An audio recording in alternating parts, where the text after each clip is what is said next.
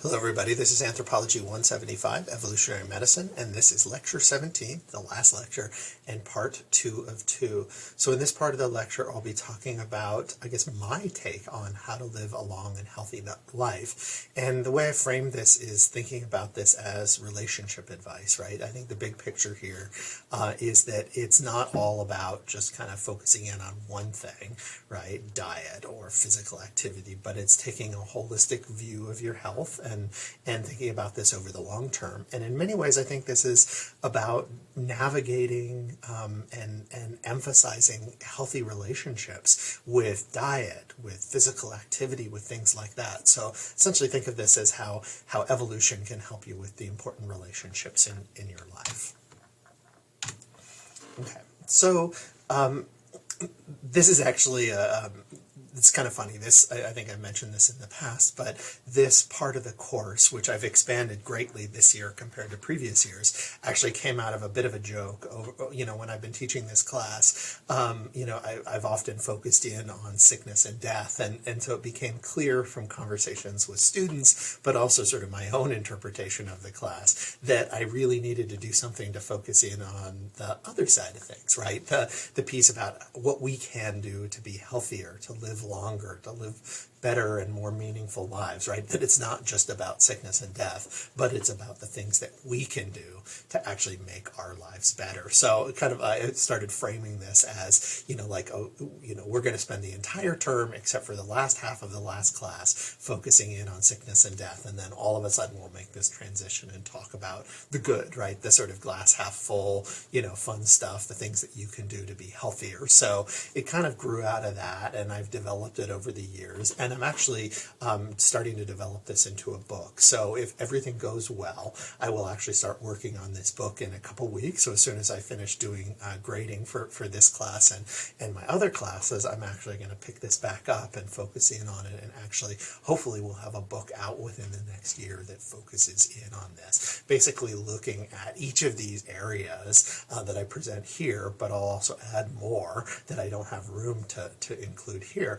But from this perspective of evolution, and then this evolutionary perspective is encompassing that biocultural perspective as well, that perspective of social determinants of health, the reliance on epidemiology as well. So I think of this as evolutionary medicine, but a really large umbrella of that. So we'll see how that all works out.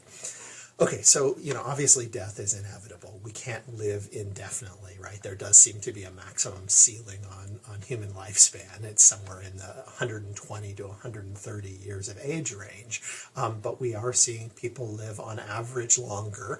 Life expectancy has been increasing, and there's possibilities for us to extend our life expectancy even further and also extend our healthy years of life expectancy as well. So here we want to think about death as obviously inevitable, but there are things that we can do to make our lives longer and healthier and more meaningful.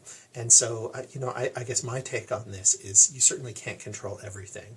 There are those people who are going to experience getting COVID and getting sick or dying from that at an early age, or developing cancer early, right? And there may have been nothing that people could do, that those individuals could do to prevent themselves from getting it, right? I mean, I think we could all point to friends and family members who have experienced the kind of early sickness and death or accidents or things like that have a huge impact on their lives. And while that's true, it's also true that there's things that we can focus in on that in all likelihood will really help extend our lives and make them healthier.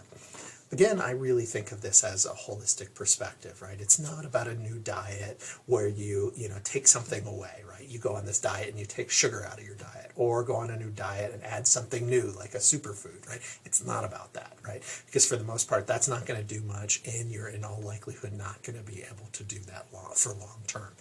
And it's not about the short-term behavioral changes, right? I'm going to get a gym membership and I'm going to go do this amount of exercise. That some of those things might be helpful in the short run, but they're usually not helpful in the long run. So I think about this as a whole, looking at it through holistic perspective, looking at it as lifestyle changes that are sustainable, right? Essentially navigating new relationships, healthy relationships that you will be able to sustain for a long time, right? potentially your entire life. So developing healthy relationships with food, with exercise, with people in the social environment, with learning, with nature in the built environment.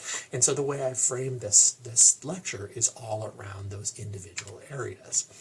Also want to recognize that, this is all about the baby steps, right? This is hard stuff, right? We should plan to do this in some sort of incremental, progressive way, but we should also recognize that there are going to be failures too, right? We're not going to have continued adherence to this every single moment of every day of every year of our lives. There's going to be times where we either fail because we're unable to, stick with it, or we may make decisions that it actually makes sense to fail, right? That we want to cheat on our diet or cheat on, our normal eating patterns. And that may be okay. In fact, sometimes that can actually be really helpful. So I think here we don't want to run into a situation where we set ourselves up for failure. So I think really the best way to look at it is, what are the progressive changes that I can make in my life? And then start to make those, see the effects, and then add new ones. Or maybe take some of those away because they weren't that helpful for you, right? So I think this is all about you and how you fit in this. The other thing to recognize is part of the reason why this is hard is that the environment is all often stacked against us, right? So we live in an obesogenic environment, though our evolutionary history makes us want to consume more salt and fat and sugar. Yet we live in this environment where a capitalist system is exploiting us for that, right? They know that those are our weaknesses. Therefore, advertising and certain types of foods are meant to sort of tap into our evolutionary biology to make us want those things, right? So in many ways, we have to recognize that the deck is stacked against us. And in order for us to succeed, not only should we think about what we can do as an individual, but we can think about ways that we can change the society to make it easier for us, but also for others as well. So it's not just the obesogenic environment, but it's also social, inequality, right? That there is less social mobility than there used to be. People born in poverty are more likely to stay in poverty. So we don't want to blame ourselves, right? I think this is the thing that oftentimes gets people is, you think about the American dream, right? That everybody, who's born into poverty has the opportunity to, make $1 billion, right? And be famous and be wealthy. And the reality is that does happen, right? We know examples of that, but it's extremely hard and it's extremely rare. But I think the other side of that coin that's often not appreciated is that sometimes I think we can feel that if we didn't do that, right? That if we were born in poverty and we had these big dreams to get out of poverty and be famous and wealthy or whatever, right? And we didn't achieve it, that it's on us. And I don't want to get totally away from any personal responsibility here, but I want to recognize that there are structural factors that make that really challenging. So we want to recognize those structural factors. Likewise, some people grow up in early life environments that make it extremely challenging, right? You could be born to a mother who was, drinking alcohol or abusing drugs while she was pregnant with you, which permanently structures aspects of your physiology, right? That's going to be a limitation. That's going to be something you have to recognize and work with. Likewise, things that happen in early childhood, can have lasting effects. So being aware of these things is really important. I think everybody should think about the adverse childhood experiences score, your ACE score, essentially, which is, looking at this relationship between, what you were exposed to in terms of these early life adverse environmental effects, and recognize that those are related to health and life expectancy. And so when we think about our own lives, we want to recognize, what are the risks that we face in our own life that are the results of, for example, being born in poverty or living in, a food desert or being born in a really challenging life situation. So not that we're stuck in those environments, but we want to know what we're fighting against. And so, when you think about this, and think about the things that you've learned over the content or this course, this is evolutionary medicine view, we can think about how our bodies are designed. What are the ways that they break down? And we can start to think about ways that we optimize our lives today. And so here's a bit of relationship advice for navigating this. So let's first talk about your relationship with your own health. So I would say, take charge of your own health. pay attention to it. Don't avoid it and hope it goes away. Don't think I'm young, therefore I'm not going to run into these issues until later. It's really important to pay attention to these, health issues or health risks that you face in your life, and also think about driving your health, right? How do you improve your own health? How do you feel in control of your health? What are your risks? And then think about what is the prevention that you can take, right? You may not feel that these particular things are going to affect you early in your life, or if you're a healthy individual, but the reality is there's lots of risks out there that we can prevent. And so thinking really carefully about things like, what are risks that you may have in particular around diet and disease, or around exposure to certain, infectious diseases, right? So simple things like vaccination are really important in terms of preventing disease. And obviously this fits really well with our COVID discussion. There's a lot of metrics out there, right, that I think are useful to know, things like BMI or your cholesterol level or your blood pressure or things like that. I would say that, one of the really important ones that's underappreciated but is growing in appreciation is chronic inflammation. And it can be a simple measure like your C-reactive protein level, your CRP level, starting to be measured more, especially in older populations as they're looking at risks for things like heart disease. But the reality is, as we know, of course, from discussing, immune dysregulation and inflammation like we did in a couple lectures ago, there's this growing appreciation that inflammation is related, to a bunch of things, right? Everything from heart disease and stroke to diabetes to obesity to depression to certain types of cancers. And so, I think if I were going to focus in on knowing one of these and starting to get information on this, it would be a chronic inflammatory measure. So something to pay attention to even in early part of your life, even in young adulthood, because it's highly predictive of a lot of things in your life. And there are actually ways that you can drive your inflammation levels, right, that you can actually work towards reducing those through diet, through stress reduction, through exercise, things like that. So definitely that's something to pay attention to. Of course, paying attention to mental health and the risks of our modern social lives. This is not even talking about COVID and what it's done to our social lives, but this is just thinking about the fact that we've evolved in the context of much smaller societies. In many ways, our brains, are still primate brains, with smaller social groups. And now with our sort of modern cosmopolitan lives, oftentimes we're living in, larger communities, and we're doing things and we're being exposed to people and ideas in very different ways. And so I think recognizing that there's a lot of mental health risks that we have simply as a product of the way that we live our lives now. And of course, on top of that, we have COVID. Coming back to the information piece, right? So information on your own health, helps us make good decisions about what we want to do in our life. And back to the control piece, right? Feeling in control of our health has its own benefits. We can think about that stress reduction can be related to feelings of control. So, I think just knowing what to expect, minimizing your risk can be really, really important. This probably shouldn't be on one slide. I should probably extend this to like 5 different slides, but I decided I wanted, one slide for each of these things, and I decided to put everything related to food on here, so we don't even get a picture here, or pretty pictures of food. We've just got a bunch of words here.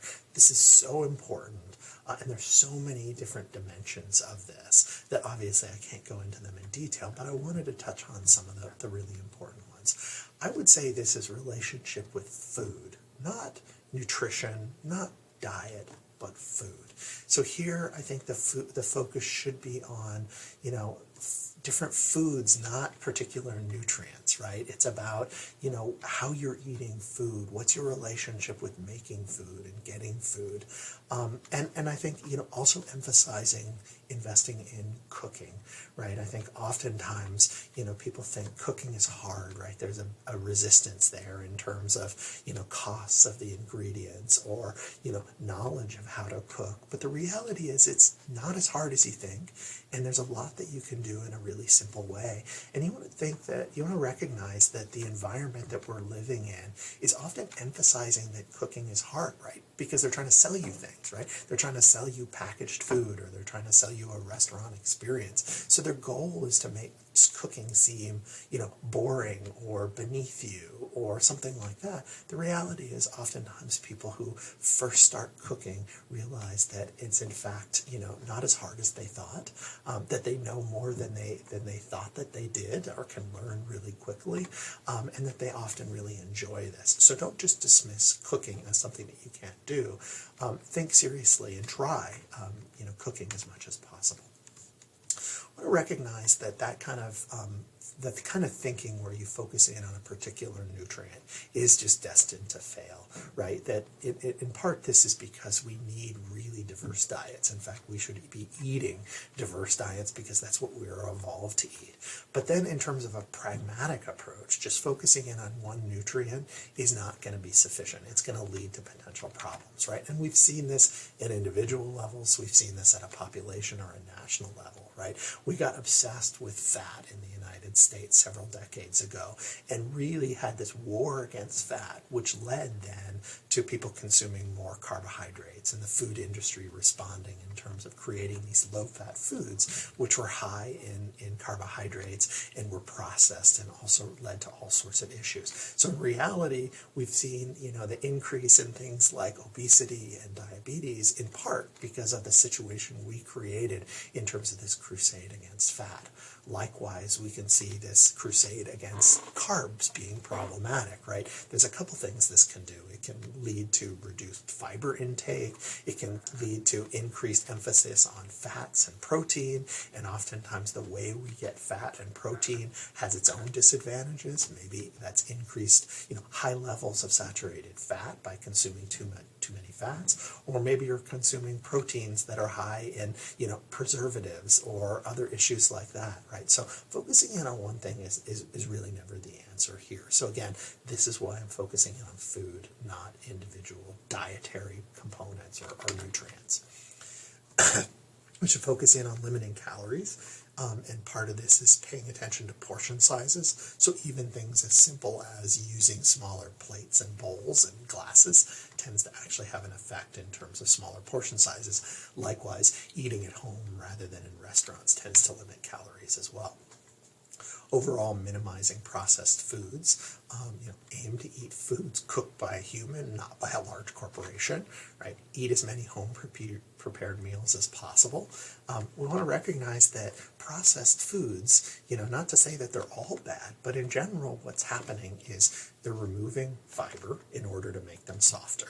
They're often removing key nutrients in a way to extend shelf life. And if you think about this, this is really seriously warped, right? So essentially what you're doing is you're removing nutrients so that, that pests like molds don't want to eat this anymore, yet we're expecting humans to want to eat it, right? So it's kind of bizarre to think, something that molds don't want to consume, is something that we want to consume. So recognize the downside of these kinds of things. Minimize carbohydrates, right? Not to over-focus in on one particular nutrient here, but I think what we want to do is recognize that, we're consuming too many carbohydrates. Too many of those are refined grains and sugars. I would say severely limit liquid calories, and this includes not only sodas, but also fruit juices. I mean, these are major delivery, vehicles for lots and lots of calories. I would say also consume adequate amounts of protein, right? And in fact, probably the recommendation for the amount of protein that we're, are suggested to consume in the United States is way too low. And so, personally, but also my sort of scientific view on this is, we should be consuming a lot more protein, but that has to be done incredibly carefully, right? You don't want to have it in some bomb where you're actually consuming a whole lot more, saturated fat that goes with the protein, or you don't want it to be in the form of something with a lot of salt or other preservatives that cause problems. So more protein, but be careful in terms of the types of protein. It should be certain carefully chosen animal protein or vegetable protein that's chosen very carefully as well. I think, this fat crusade that happened, several decades ago has thankfully started to end, or maybe fully ended. I think there's a recognition that we should be consuming fats, especially the healthy fats, so not the saturated fats. And so really what we should be doing is consuming fats from certain types of, vegetables and nuts, but also lean meats. So in general, consuming fats is a good thing, but we should be aware still of saturated fats, and we should probably totally avoid the trans fats. We should be consuming tons of fruits and vegetables, paying attention to fiber, paying attention to antioxidants, that every meal that we consume should have a good amount of that being filled with fruits and vegetables. And that we shouldn't look to supplements as ways to really get our nutrients, right? That we should actually be getting the vast majority, nearly all of our nutrients from food. We should be carefully eating diverse diets that are designed for us to get, to get all the nutrients that we need. In large part because supplements, many supplements don't work, right? Getting this, in some sort of, bottled, pill form, oftentimes is nowhere close as to in terms of what it does for our body is getting those nutrients from food. There are some exceptions to that, but for the vast majority of nutrients, getting them in the form of supplements is far inferior. Okay, so now changing gears and looking at exercise, right? I think here we want to change our relationship with exercise. Get plenty of physical activity and integrate it into your life. It's not really just about a gym membership or, that 3 times a week you're going to go to the gym. That can help. But what's really most important is to do that in a larger scale change. This real change in terms of your relationship with activity, right? The best thing that you can do is have those types of serious exercise that comes in, at a gym or some sort of, competitive outside event, right? Or sport or something like that, but also integrate it into your life, right? So, for example, making a decision to rarely, if ever, use elevators, but instead use the stairs. It's those kinds of decisions that actually make a huge difference in terms of your habitual physical activity and can make a huge effect in terms of your long-term health. Really recently, the WHO came out with new guidelines saying that we should, as adults, get at least 150 to 300 minutes per day of moderate to vigorous aerobic activity. So that could break down into 30 to 60 minutes a day, 5 days a week. And so if this is 60 minutes a day, 300 minutes a week is too much, essentially they're recommending then more vigorous activity for a shorter amount of time. So 30 minutes a day, but of sort of much more moderate and vigorous activity rather than sort of more trending towards moderate, right? So a lot more activity than people had thought in the past. One of the ways to achieve this is recognizing the importance of sedentary time.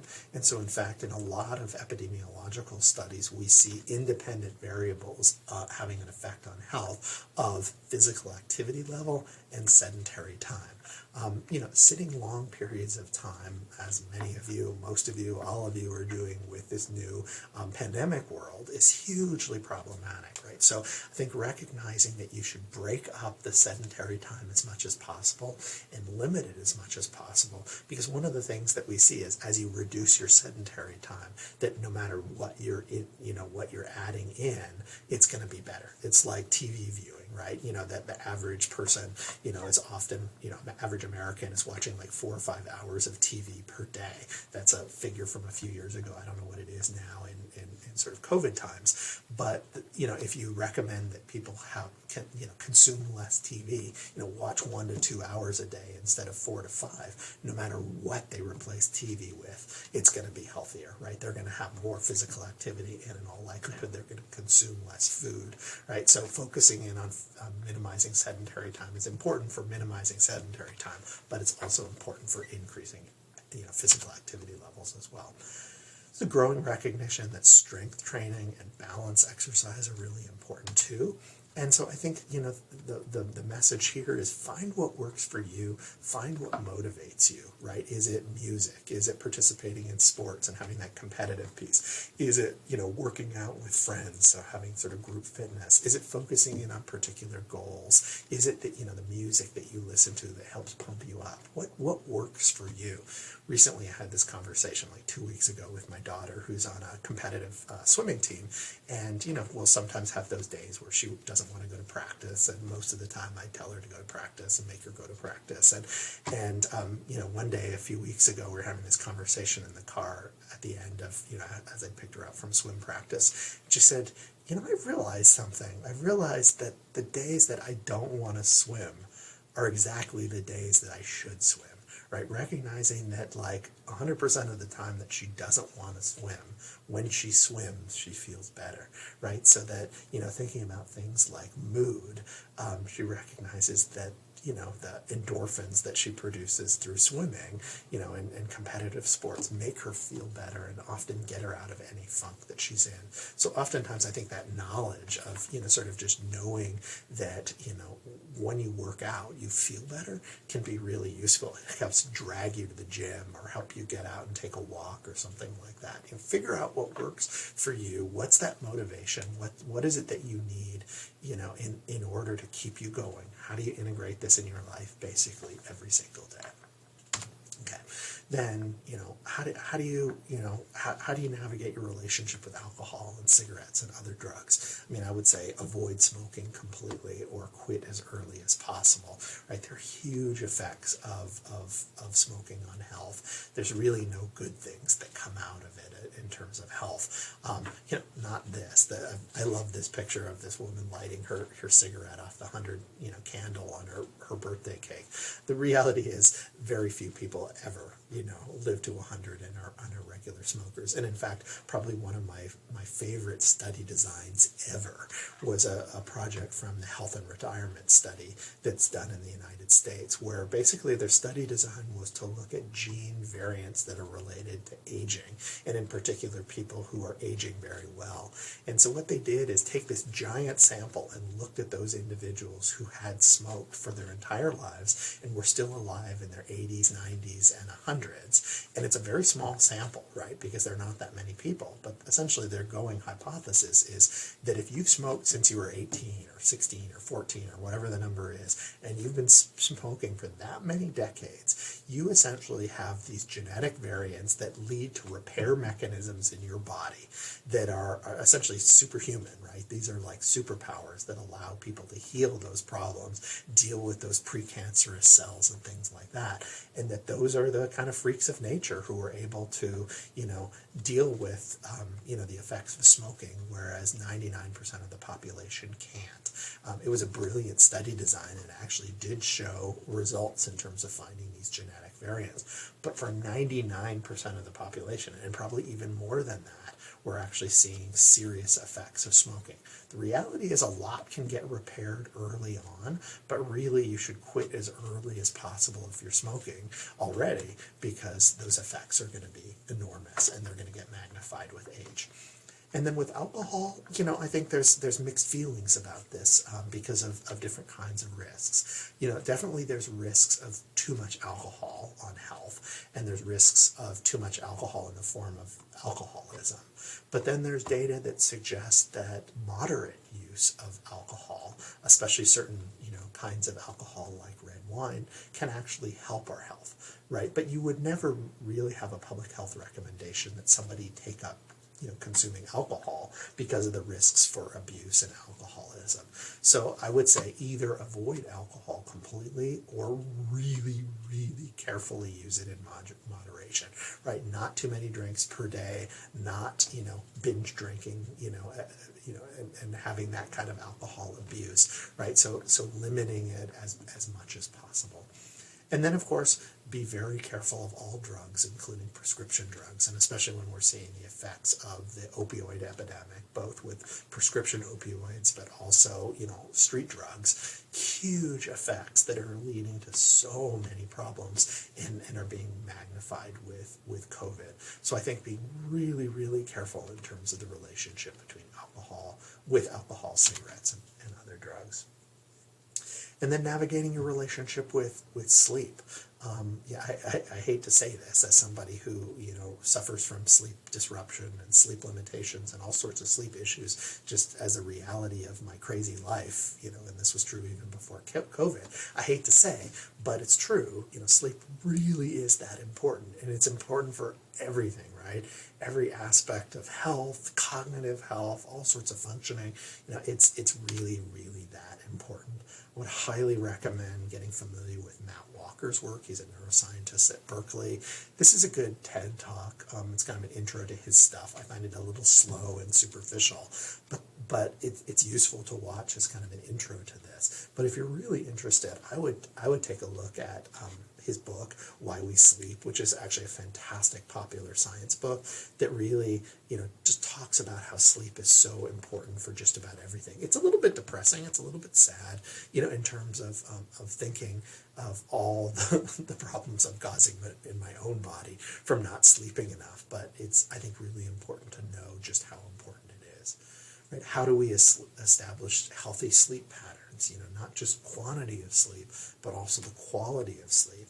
And then we want to recognize that the timing of our sleep matters. There's a limited ability to catch up, right? I think a lot of people will sleep like 4 hours a night and then binge sleep over the weekend to try to catch up. The reality is you can never really catch up, and that doesn't have, that is not the best way, for our bodies. Our bodies like the regular diurnal rhythms. Our bodies like to wake up at the same time each day. It's actually good for us. And I realize that, life in this modern world is complicated, but understanding ways to try to connect our body's sort of evolved biology with our current lifestyle is really important. What are the things that you can do to take baby steps towards establishing healthy sleep patterns? That's what I'm talking about here. Not that, everybody is going to have 8 hours of sleep, every single night at the same time, right? That's unrealistic for probably 90+% of people. But what are the things that you can do to get it a little bit better? And, and how can you make incremental progress on your sleep over time? Okay, and then thinking about your relationship with your outlook, your outlook on life, your career, your life goals. You can definitely see a positive effect of having a positive outlook on life. That matters.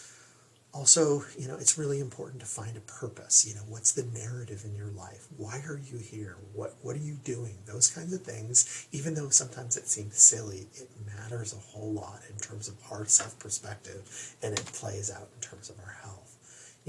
What's meaningful to you in your career? What's meaningful to you in your life, right? Is it career success? Is it family? Is it travel? Is it some sort of meaningful existence as you define it, right? And how do you achieve that, right? I often talk to people who are interested in going to graduate school and becoming a professor, or, going to medical school. And, and when I have these conversations, I like to be really brutally honest and say, how important is this to you, right? Because you can't do everything, right? I just don't think that's possible. So there's sacrifices that you have to make. Certainly I've made my own sacrifices. For me, my career has been, really successful, and I've really invested in that. I have a daughter who I absolutely adore, and I'm very invested in her life. But there are things that I can't do because I'm invested in those things, right? So I haven't been able to keep the friendships up that I've wanted, especially older friendships, because of this focus and the time that I need to dedicate to my career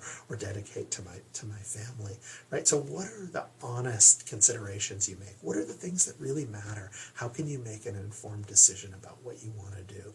And I think, oftentimes people avoid those conversations or avoid those thoughts, and, avoidance generally leads to long-term problems. So what is it? Identify it, figure out how to get there, and then make your big plan, right? And this, again, might seem silly to think about where you want to be in 10 years or 20 years or at the end of your life, but it's a really important way to make good decisions. I actually often ask this in job interviews or with students who are applying for different scholarships. I'll ask this question about, like, people are remembering you at your memorial service, and you've just died. Like, what has your contribution been? How are people going to remember you? And it may seem overly morbid. You probably realize I have a dark sense of humor, but it's really informative in terms of people thinking about who they are, what they want to contribute. And I find that the people who have thought about this and who can answer this question well are often on their way to living a really meaningful life, and oftentimes are the ones that are healthy as well. So give this some serious thought in terms of where you want to be when you die. It's something I think a lot of people don't think about, but is really useful to establish this kind of thinking. And then thinking about lifelong learning, right? So thinking about, health in so many different dimensions, but especially in things like cognitive health, right? So ways to emphasize lifelong mental stimulation, seeking out new challenges, this personal growth or this growth mindset. I think oftentimes we narrow things down too much in the U.S. and oftentimes, there's this focus of like doing puzzles, is going to be something that is going to keep you mentally sharp. And yeah, there's probably something to that, but that's not what I'm talking about. I'm thinking about the large scale things. And I think oftentimes, we over-focus in on the things that we're learning early on and that we want to expose kids to. And we forget that our brains, have incredible plasticity, have incredible capacity to learn, right? So that I think sometimes people are even thinking like, well, I'm in college and I'm too old to learn a new language. Maybe I should focus in on something that's sort of simpler or more, close to the language that I know as my first language. The reality is, we have amazing capacity. Everybody does, to learn new languages, even into later life. And I think oftentimes it's people being afraid or thinking they can't do it that keeps people from doing that. But, I would encourage people to learn languages throughout life, explore new countries, learn, new musical instruments, develop new friendships. I mean, in many ways, our brain is designed, for social relationships. And so, I had a grandmother who I was really close to who passed away when she was 86, and she died of liver cancer, but she had not lost a step mentally. And she was, she didn't work outside the home. My grandfather was a fighter pilot and was in the officer ranks in the Canadian military. And so, my grandmother was the one who kept the house going and raised the kids and all those kinds of things. And she was an incredibly smart woman and just incredibly sharp to the day she died. And I'm convinced that, that many of the way, that the prime way that she stayed sharp was she was so invested in social relationships and knowing everything about everybody, right? So she was that grandmother who would, ask me about this, that, and the other thing. But she kept track of it. And I think it's the perfect example of what our brains are designed to do, right? They're remembering different social relationships, social information that's meaningful. That's often why we're staying sharp, right? So, maybe reading People magazine and things like that is not such a bad thing in terms of, remembering key pieces of social information that keeps people smart. So I think just having this different perspective on what learning is and how to stay mentally sharp. And then, of course, this travel piece and new experience is something you can start, immediately if you haven't already, right? This is just one example of a program through U of O, through the GEO office. This is a particularly, I think, wonderful one, the human rights one, and peace studies in the Balkans. So in the former Yugoslavia, like Bosnia and Croatia and Serbia, this is sort of studying the wars from the 1990s and then the aftermath of that. So it's just a brilliant study abroad that's been running for several years, and I know their hope is to actually run this in person with the travel next summer. So essentially, I would push everybody to jump into these types of experiences as quickly, as early as possible, and then build on these throughout their entire lives.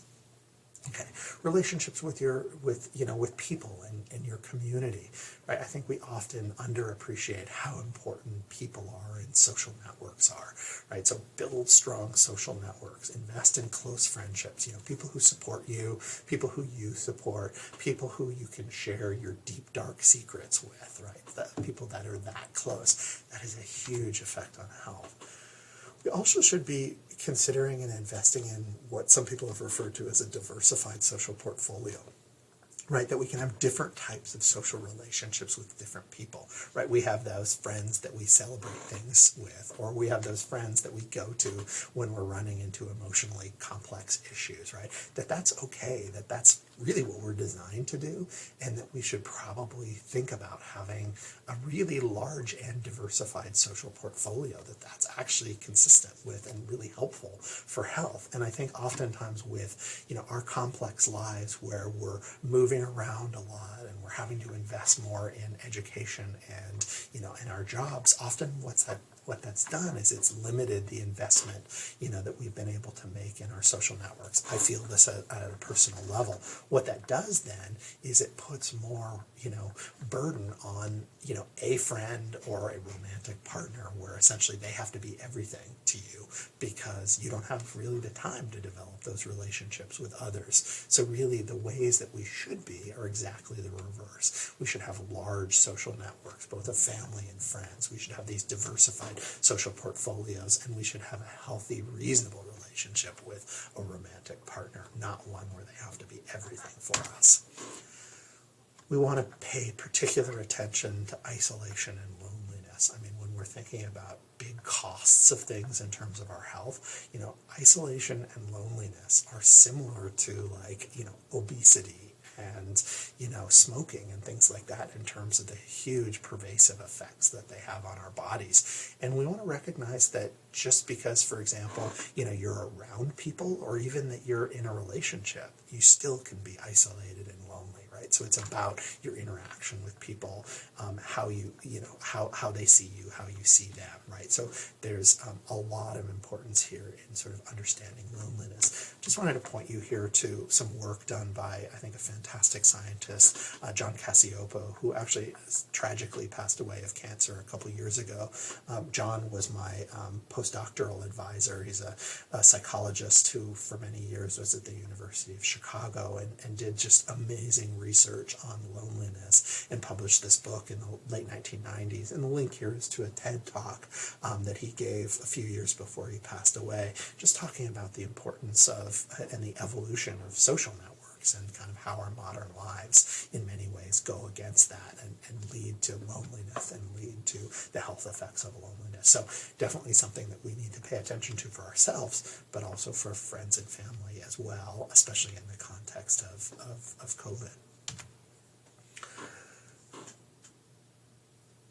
The other piece that we want to think of is just kind of again, the cultural dimensions of this. And obviously this is different in different parts of the world and even different parts of the country.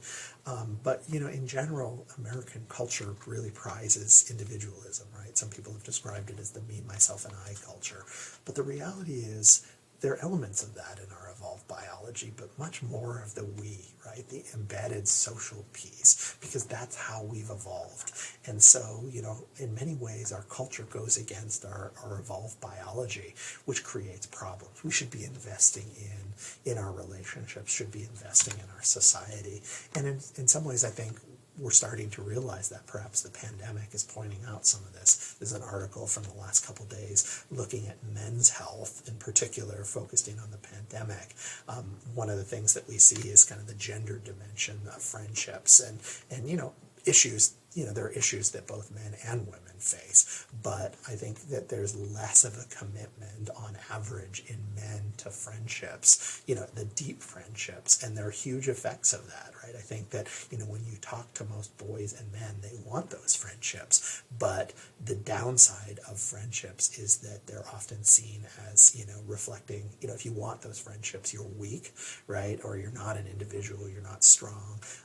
And so, there are major effects to men's health, that are coming from not having those friendships. Obviously, again, friendships are important for both men and women, but I think in some ways, that the friend landscape for men is even more problematic than what we see in women on average. Okay, so thinking about then stress, right? How we make sense of this thing that we're always dealing with, that we're always experiencing, and that we know has effects on our bodies. So I think you can approach this in several different ways. One would be those sort of simple things, right? That the annoying stressors in your life that you should regularly, maybe even kind of daily, just be aware of those stressors that just annoy you, frustrate you, throw you off in a day. Those things that are actually fairly easy to fix, right? It's, often something that's broken, that's frustrating, and it may take a few minutes, but you can step back and actually solve that problem and get rid of those sort of small scale stressors in your life. Another is, focusing in on how we manage stress, right? What are the positive ways that we can focus on a daily basis of managing stress, right? That oftentimes if we don't think about those positive ways, we end up relying on those self-destructive ones, right? At the end of the day, you're frustrated, so you have an extra glass of whatever, of alcohol. You eat, extra carbs, or you spend more time in front of the TV, or whatever it is that's your poison, that we can think about the positive and negative ways for dealing with stress and really build in those positive ones to try to help minimize the need for those negative ones. Another thing that's often really helpful is having some sort of a daily plan to help you reduce stress, right? Just spending a little bit of time at the very beginning of the day to think through your day and plan often helps you navigate your day more successfully. You're not having the same degree of stress because you're able to do all the things that you need to, or recognize early in the day that you're not going to be able to do these things. Therefore, you're going to have to make a decision that something doesn't happen, right? These are little things that you can do during the day that I think make a huge difference. The other piece is kind of the more meta level, where you're looking at kind of the big picture of your life and thinking about ways to try to get more control, to feel more socially supported, to find that purpose in your life, right? When we talked about Robert Sapolsky's work, talked a lot about this perception of control, right? What are the ways that you can feel more in control of your life, even in the context of everything going on and the concerns you have about finances or whatever it is that's getting you, right? How do you optimize control? How do you feel more autonomous in your life? How do you feel that there's more purpose in your life? How do you feel that there's more support for you? And so making those decisions over the course of your life that help you get there are so important. I would also point all of you to work by Robert Sapolsky. You read one of his articles in this class, but I would point you to this video at National Geographic called Stress, Portrait of a Killer. You can watch it on YouTube. I think he's absolutely brilliant. He's one of the, I think, best scientists, best thinkers, best writers, and best speakers on this kind of stuff. He's a neurobiologist at Stanford, and it's about an hour-long video. It's, a little over a decade old now, but it still really holds up. And I think, it's a window onto chronic stress and ways to understand it and understand its effect on health. So I would encourage everybody to watch that, and I would encourage everybody to really think regularly about how you navigate your relationship with stress. Okay, a few more. And then nature and the built environment, right? We've been talking about this in various different ways over the course of the term, right? From environmental pollution to the old friends, right? Those microbes and macrobes, or the diets that we consume, or the lives that we lead in the physical activity, or the social inequality, or the overload in terms of social dimensions by being exposed to so many people in impersonal social relationships, or differences in sort of light exposure, or changes in terms of the daily rhythms of our lives. I think we want to recognize that this new world that we live in, which has often been called the built environment, right? That in some ways separates us from nature, has a number of negative effects, right? It's our environments, it's our lifestyle to live within those environments. And some of the things that became clear when we talked about, the microbial environment and how it's related to inflammation and autoimmune diseases and allergies and things like that, we realized that, getting out of nature has caused problems. So maximizing our time in nature not only has benefits to our microbial environment, it has psychological benefits as well. So figuring out how to do more of that, and thankfully, we live in a beautiful environment here in Oregon with all sorts of opportunities really close by. And I think at a general level, we need to understand what those risks are of not being in nature and being in that built environment and living our lives, in that built environment. Understanding those risks, and which helps us make informed lifestyle choices about what matters, how we do the things that we need to that connect us with really our evolved biology and help optimize our health.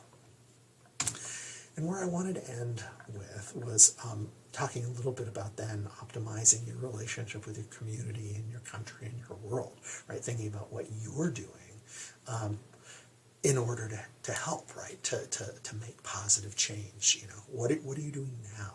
What do you plan to do in the future to make this change?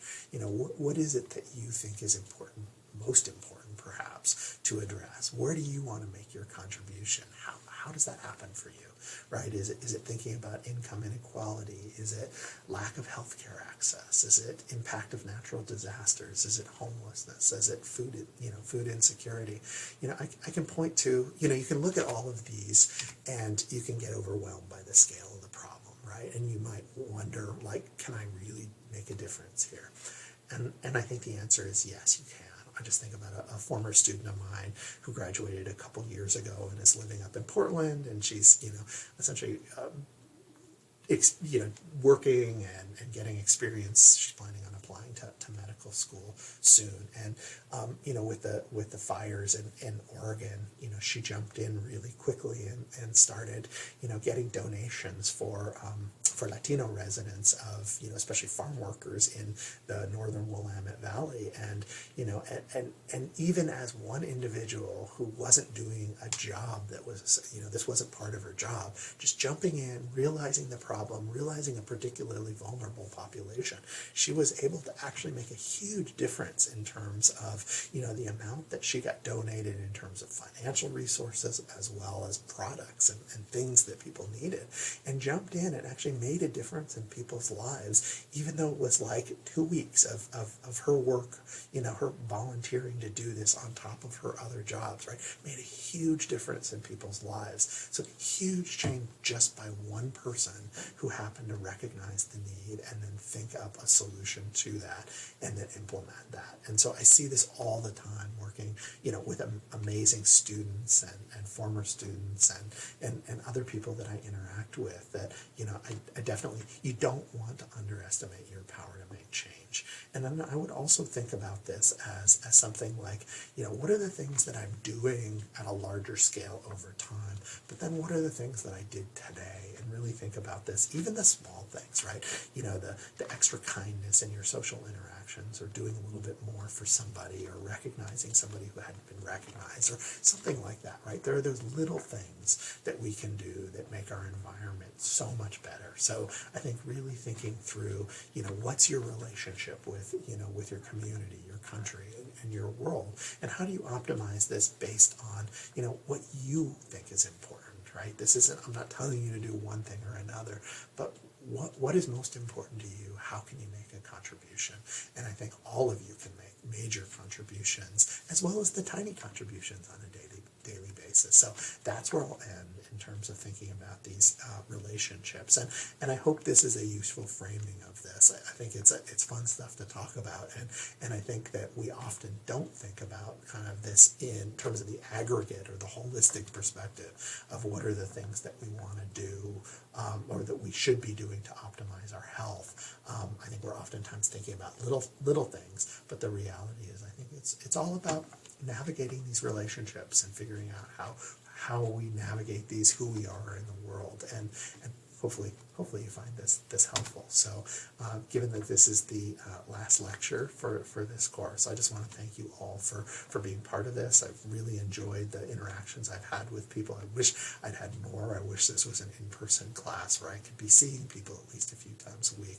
But I think this is hopefully, although maybe not as good, hopefully useful to people and people who've enjoyed this. So thank you all, and be well.